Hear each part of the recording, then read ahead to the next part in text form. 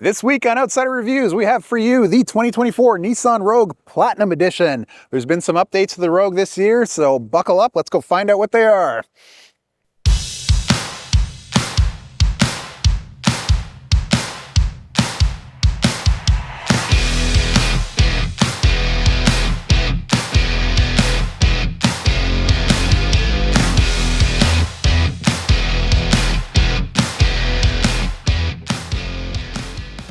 Welcome back, Outsiders. I'm Brian. Behind the camera this week is Pat. Like I said in the intro, we have the 2024 Nissan Rogue for you. This is the Platinum trim, and there are a couple of updates that were done for 2024 specifically for this trim. One of them is the front fascia. As you can see, there's a slightly new grille. The front end, the whole front end looks a little more boxy. I find the headlights flow into it a little bit better. And on the Platinum specifically, you will notice there's a fair amount of piano black on the outside. That is specific to this trim. I do love the front end though. I do love the boxy look. I do love the remodel on this. I think it looks fantastic. This one is in our charcoal gray. And as we can see here, underneath the hood, what we're talking about is a 1.5 liter, 3-cylinder VC turbo engine, which runs into a very CVT transmission. That will give you 201 horsepower, 225 pounds-feet of torque. Towing capacity on this towing slash payload is 1,500 pounds. Now, it does not come equipped with a tow hook or a trailer hitch, so just keep that in mind. Fuel economy, some mileage for you. So in Canada, what you will get in the city is about 8.4 liters per 100 kilometers, 6.8 liters on the highway, and that'll give you a 7.7 liters combined. Down south in the States, what you're looking at for the city is about 28 miles per gallon, 34 miles per gallon on the highway, and then a combined total of 31 miles per gallon. As we move down the side here, you can see the Platinum comes on 19-inch rims. These are 235/55 R19s. Just keep in mind that the lower trims have options between they'll go 17 or 18-inch. As we continue down the side, you can see a two-tone color here. This is pretty much the only option on the Platinum is your choice of roof color. This one comes with a black with the gray. I think it actually looks pretty good in these colors. And then you do have some chrome highlights moving along the side here. More piano black. One thing I do really like about this vehicle though, it's not just keyless entry. It's as you approach with the key fob, it will unlock. As you walk away, it will lock. No questions asked, it just does it. I think that's a great feature. Coming along down towards the back here, we've got the same size tires. Again, we can see it's a little more boxy around the back end here. I will mention the headlights up front, completely LED. The back is a combination of LED and some traditional incandescent bulbs or halogen or whatever kind of bulbs they are, but not 100% LED. And then as you can see, this model is an all-wheel drive. All trims in Canada are all-wheel drive. In the US, you do have an option for front-wheel drive. Now let's check out the cargo space. And speaking about this tailgate, one thing I do like is your hands-free opening. It's easy as a foot swipe. Having a look inside here, what we do have is a 60-40 split with the seats up. With the seats up, you will get 36.5 cubic feet of cargo space. With the seats down, which is easy enough just to leave it on the side here. They fold down flat. You get about 74 cubic feet, pardon me, of cargo space, which is pretty good as far as this class of vehicle. Also, what we have in the back here, we've got the privacy screen, but then below that, we do have these panels that just pop out. They can give you a little bit of extra space. This one will drop down into the middle or come out. And then underneath that, just pull this one out. We do have, whoops. And underneath that, we do have a 17-inch spare tire, an actual tire. So noteworthy, something you don't see as often and definitely not in that size. So let's hop in the back and have a look at what we're doing with space back there. So welcome to the back seat. One thing to note back here, when you're getting in and out, and this is something you don't see that often, the rear doors open basically to a 90-degree angle, and that is a pretty big advantage, especially if you're loading car seats or for all the people out there who love their children. Throwing in car seats, filling up the back seat with whatever you're transporting around. Great help to have that door actually open completely. Looking down the side there, you can see there's some soft touch materials, some nice finishing, and the drink holders too, the pockets in the door, large enough to fit one of those thermos water bottles. I'm always clunking around with one of those, so it's great to be able to just stick that in the door and then not have to think about it. Moving on to legroom. So we can see there's a decent amount of legroom here. I've got, I'm 5'11". This is 38.5 inches of legroom. Also the seats, the front seats, there's lots of room underneath so you can slide your feet down, get a little more comfortable. I've got lots of headroom up top. The doors have these built-in sunscreen, sun visor for the little ones. And the back seats here will recline slightly. Not a huge amount, but it is a little more comfortable for the little longer drives there. You can just get right back into it. Looking down into the center console here, we have dual ventilation. The rear seats, the outboard seats, are both heated, and there is climate control back here, as you can see, plus 2 USB-C ports. Finishing material here on the seats, semi-aniline leather. It was very comfortable. It's nice perforated. There's not climate controlled seats, just the heating, but overall very comfortable and a nice quality back here. So let's jump up front. So here we are up front in the driver's seat. As you can see on the door, we do have 2 preset positions for the driver position. Ties into the seat. The seat is Nissan's famous 0G seat. This one, the driver's seat is 8-way adjustable, electronic, 8-way adjustable. Passenger seat is 4-way adjustable. Having a look at the steering wheel, it is manual, telescopic, and adjustments, just the lever underneath. As we can see, the controls on it, fairly standard. You've got your audio controls, your cruise control sets. But we also have, on our Platinum trim, the Nissan ProPilot system right here, which is their driver assist system. Basically, that ties into the adaptive cruise control, the lane control assist, and it will also tie into the NaviLink system, which is great because if you're using the NaviLink to navigate your built-in GPS, basically, as you're moving along the highway, whatever, the speed limit changes, you come to a curve in the road, etc., the vehicle will slow down, make speed adjustments. If the speed limit changes, same thing. It'll make some adjustments for you. So it's a pretty handy system. Looking across the dash, we see, again, some nice finishing touches, combination of hard plastics up top here, and then some more of this semi-aniline leather. We also have this wood panel look finish. There's a couple spots through that in the front. Overall, pretty nice look though. The big thing that stands out with the 2024 this year is some of the major updates that they made is you've got 2 12.3-inch display screens here. The driver cluster is all digital, customizable. Pretty much everything you want is right there at the touch of a finger. Moving on to the infotainment system here. This, again, a 12.3-inch screen, but has a built-in Google system instead of working off the old Nissan system. So the 2024 Platinum will come with a screen and this system. It's very smooth. It is, like I said, the Google integrated, works fine. Absolutely perfect.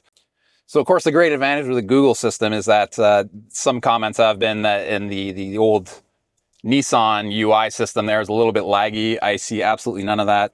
You can flip through your screens, your menus, whatnot. Everything pops up pretty quickly.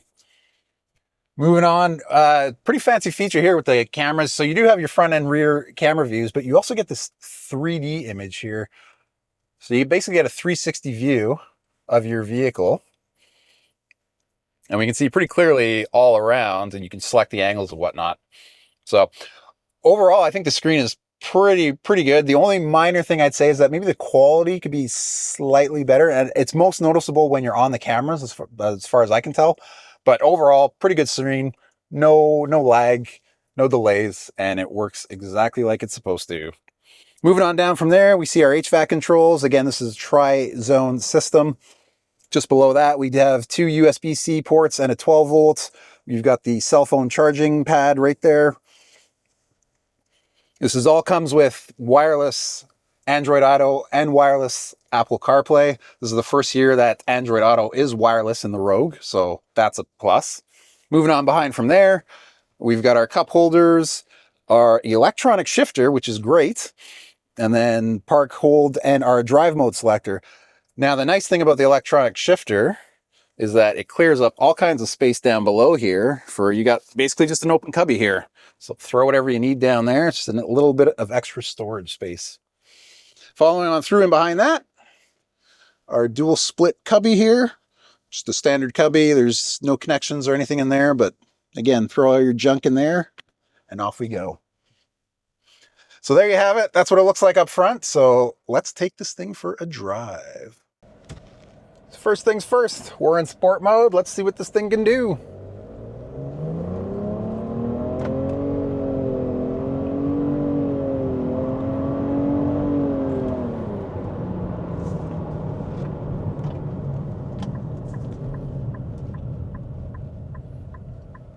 Okay, so I mean, not bad. We know that a 1.5 liter with the CVT transmission is set up more probably for fuel efficiency than that initial raw power. But again, when you're getting 201 horsepower, 225 pounds-feet of torque through that transmission, I mean, you get what you get, right?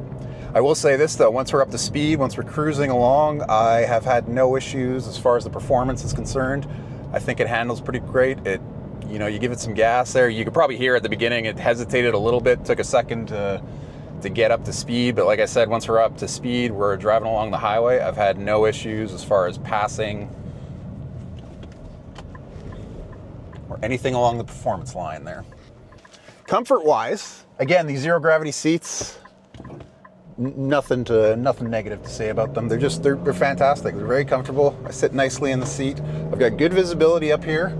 You know, obviously with the columns and whatnot, you have a little bit of a blind spot, but everything working together with all the technology that's packed into this vehicle, with the ProPilot system, with the 360 safety shields, your blind spots are not a major issue. At least not that I've found so far. Now, as far as the suspension is concerned, I have found we've driven a few SUVs over the past year. This one kind of sits in the middle there. The suspension is not too soft, not too rigid either. I think it's well balanced. Again, gives you a very comfortable ride. Some of the minor bumps there, some of the bigger bumps you might feel a little bit, but really nothing to complain about. Going back to that drivetrain, again, this thing is not set up for towing. It can tow up to 1,500 pounds. That is a little bit on the low end as far as this class is concerned. Some of its competitors are up to 2,000, even on the high end at 2,500 pounds. So just keep that in mind. But when we're talking about fuel efficiency, I think the Rogue here is basically taking the cake. Now, I don't know if you can see my dash or not, but I am up to 8.3 liters per 100 kilometers. That includes all the filming that we've done. Before we actually started filming, obviously the car is running quite a bit while we're filming. Before we started filming, I was about 7.1 liters per 100, and I was just under 300 kilometers. So pretty decent. And again, that's smaller engine with the turbo to give you more output, more power through that CVT, finds the best ratios, to give you that best fuel efficiency. Now, of course, the big question, and I know I even had this one coming in when I went down and picked this up, Nissan CVTs. I know they've had a bit of a reputation in the past. I've been doing some digging. I know there's been an update to them recently in the last year or two. They seem to have come a long way from what they were. I had an old Altima way back in the day. I love that car. Its only downfall really was that CVT. I'm not feeling the same issues that I felt in my old car. Now, obviously, I only have this for a week, so I can't guarantee that there's going to be no issues. Only time will really tell, but for as far as we can tell, and as far as all the reviews out there, and best as I can tell from what Nissan is saying, with these new updates, hopefully a lot of those reliability issues are a thing of the past, and you're just looking at a functional, well-balanced CVT transmission. Their version is called the Xtronic. So overall, like I said, I'm not feeling some of those issues that I've heard about in the past. The vehicle itself has 2,200 kilometers on it now. I think if we still had some of those reliability issues that have been known in the past, probably would have noticed some of it by now. Now, the other thing to keep in mind too about the CVTs is one way you know they are going to fix this is, I know specifically in the States, there was a class action lawsuit in some states. I believe that's been resolved now, it's been settled, what have you. But honestly, the best way to make a car company or any company to put their money where their mouth is to hit them with a lawsuit. So they really had no choice but to update that CVT. It's not the same one from the mid-2000s or the early 2010s. So now that we're up to highway speeds here, we've got some slight corners. I've got my ProPilot working.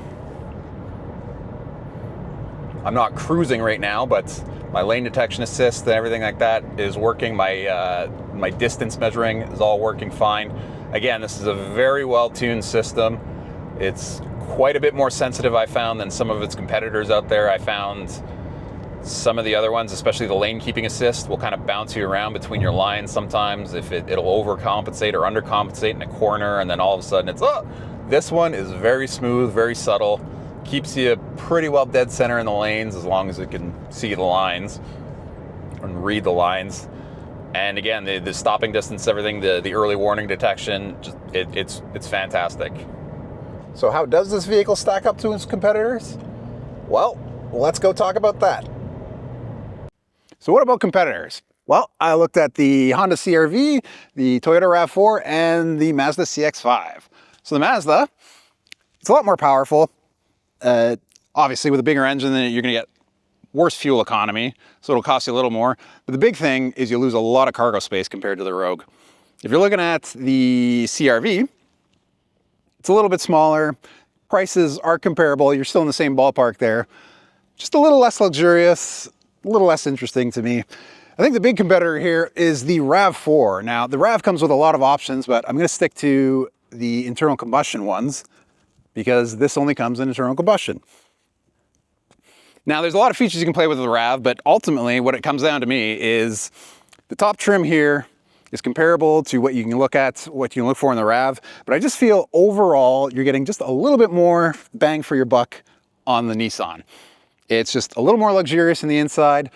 There's a lot of stuff on here that you'll get with the Platinum that are more options that you got just add on to with the RAV. So given the choice, I think I'd go with the Nissan. Now, there is an honorable mention, of course. The Outlander, Mitsubishi Outlander, is built on the same platform as this. It does have a third row, so technically we consider it a bigger SUV, but I mean, your base platform, your wheelbase and everything is going to be the exact same size of this. So probably worth having a look at that as well. Now, I'm sure you're all wondering about price, seeing how we just went over all the features that are available inside this thing, and it's actually not bad. I think it's pretty reasonably priced. Now in Canada, 5 trims are available. In the US, you also have the option of the front wheel drive, so it adds a couple levels of trims. But basically, in Canada, pricing, the base trim, the S, starts at around $36,000 and goes up from there. Top trim, the Platinum MSRP is about $44,900, $45,000. Our model right here comes in at about $48,000. That includes the one option, the roof color, and the delivery fee. So that's pretty good overall. In the US, what you're looking at, your base trim is about, the S, about $29,000, the Platinum going up to about $40,000, and then this model would run you about 42-ish US, 42,000 US. So again, I think very reasonably priced considering all the toys, the bells and whistles that this comes with. So let's get the negative out of the way. A couple of my dislikes or some minor adjustments that I like to see. First one that really stands out for me is the towing capacity. Even within this class, a lot of its competitors are you're looking at 2,000 to 2,500 pounds of towing. Probably because of the CVT transmission, I understand just the way they're designed, gives you a little less torque, etc. But it is something to consider, especially if you do tow a lot of stuff. The other thing that I did notice too is that this vehicle, despite that it's got pretty good fuel efficiency, there's no hybrid options, there's no electrification, anything. And just, again, most of its competitors out there, that is an option. Obviously, hybrids will up the price a little bit, or a lot in certain cases, but it'd still be nice to see. I mean, the automotive industry is going that way anyway, so I know I don't work for Nissan, but we would like that, please and thank you.